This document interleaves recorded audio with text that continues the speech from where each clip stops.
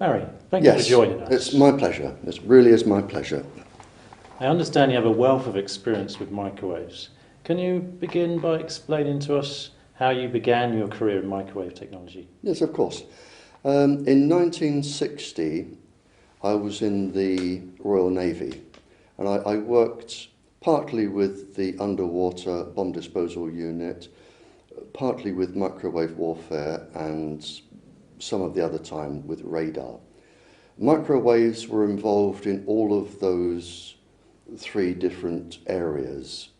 So whilst I was in the Royal Navy, I trained in all aspects of microwave technology. And as anybody will tell you that's been in the forces, the training you receive is second to none. You practice it, you talk about it all day, you sleep it. So since 1960, I have been involved in all aspects of microwave technology. After that, a part of my job, because I had microwave expertise, was to question captured spies during the Cold War, when Russia and America were within seconds of global nuclear war. And microwaves by then were really sophisticated stealth weapons. And a part of my job was to find out from any spies who had been captured what the current knowledge was in that part of the world. Wow, this technology is truly frightening, really frightening. Well, this is why it's microwave weapons were introduced from the 1950s, 60s, 70s to the present day. And this is another level of proof. They are so effective, if you're not in a hurry to get rid of somebody, they are so effective as a stealth weapon to beam somebody, and this has been done many times, and it's recorded.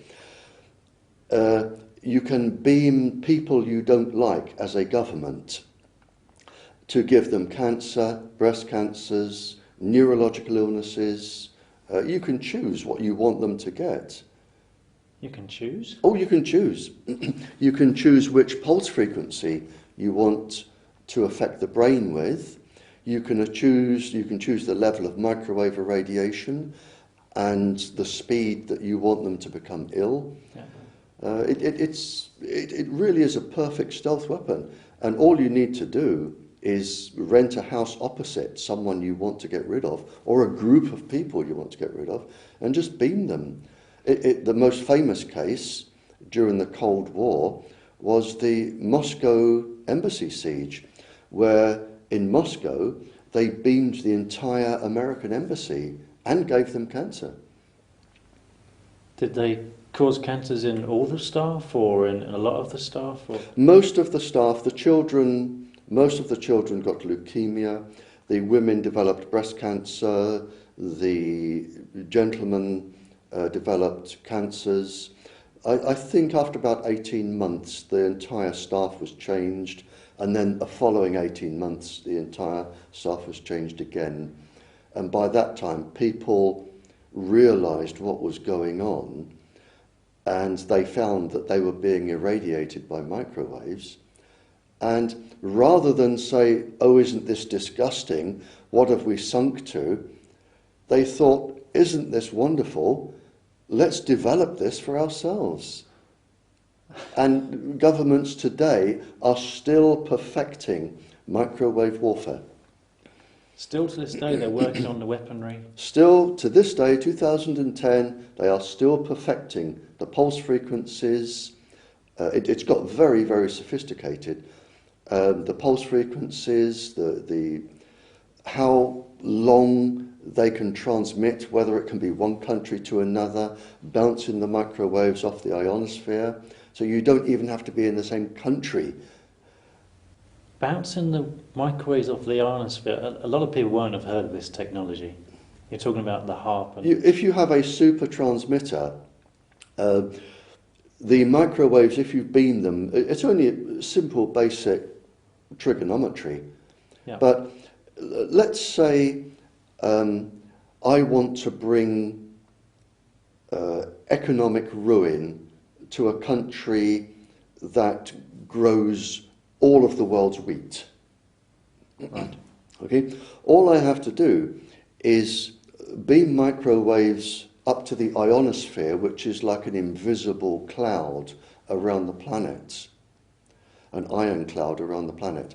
The microwaves going up at a set angle will reflect off down onto this country.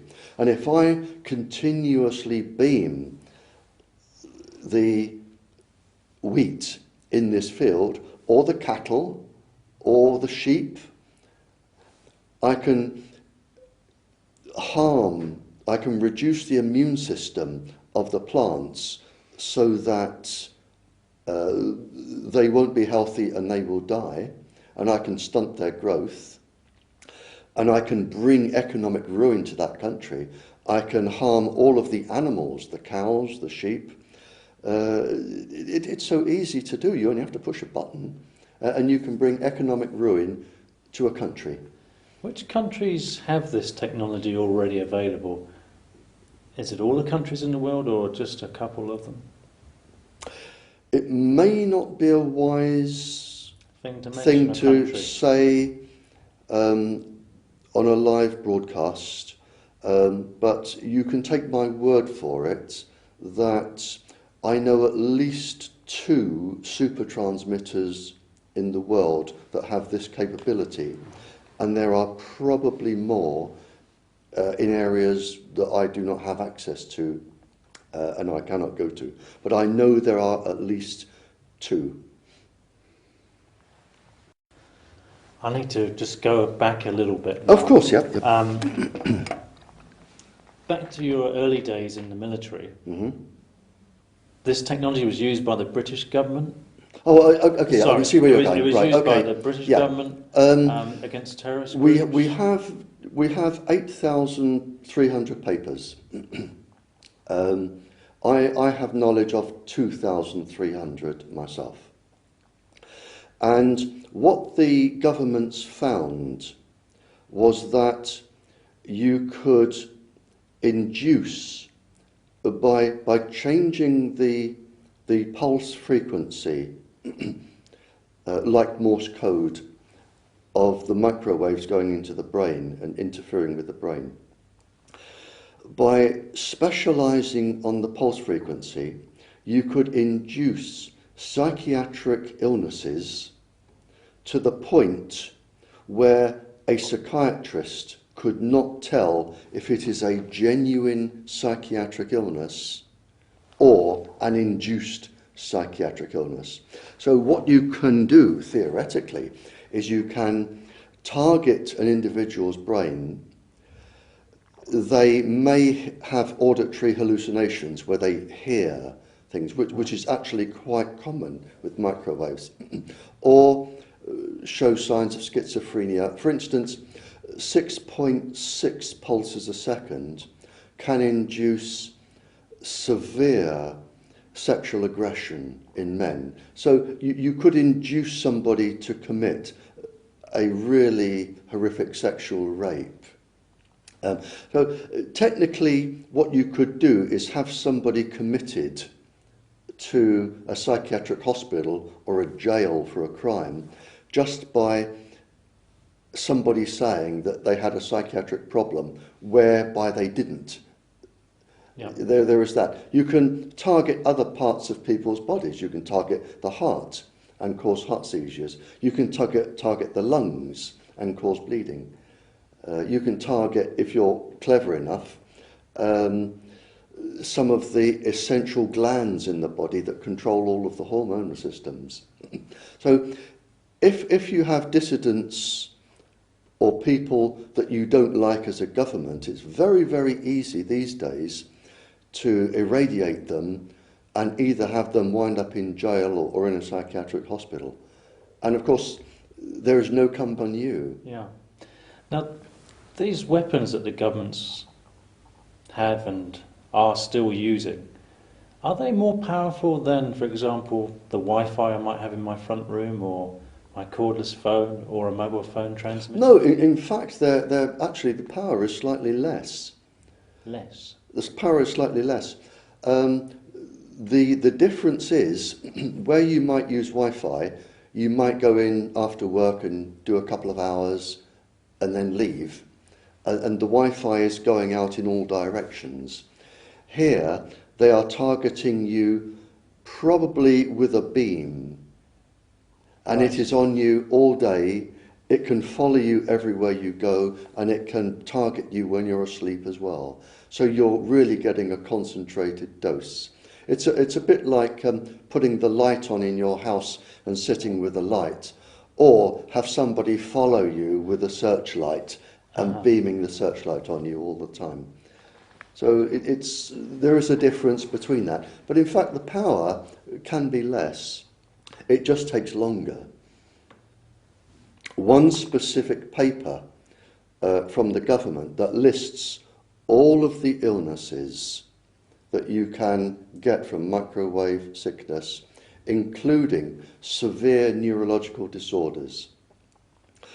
We have a government document that actually says this needs to be kept secret from the Western governments because it will affect the efficiency of the military, the weapons industry, and it will also affect industrial profit.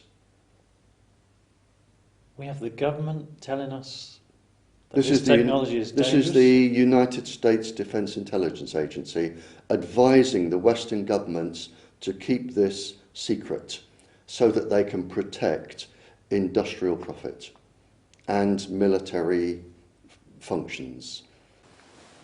Kind of startling, really, isn't it?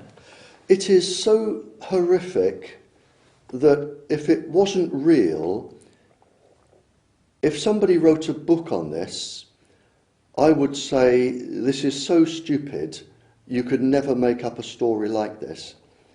And it all goes back. It goes back to the 50s, the 60s and the 70s, when microwaves were found to be such a perfect weapon and so dangerous to the military that the United States Defense Intelligence Agency told the Western governments to keep this quiet. And they did. And this is why we have this. We have documents that show that governments pay people to experiment on people against their wishes. Well, not against their wishes, without even telling them. So, and we have all this information going back to 1976. Everything was known by 1976. Everything. We needed no more proof, no more research, nothing was needed. And we have the, drawn up in this country, the Nuremberg Treaty. And the Nuremberg Treaty was signed by all of the nations of the world. And it is a very specific treaty. And what it says is that no human being will be experimented upon without his or her consent. And before they give consent, they have the legal right to understand all of the implications, the health problems, the future health problems, and they have the legal capacity to say no. And where this is relevant here is that there is only one exception with the Nuremberg Treaty, and that is a doctor such as yourself may experiment on his or herself only. That is the only exception. It is section 5. So no human being is allowed to be experimented upon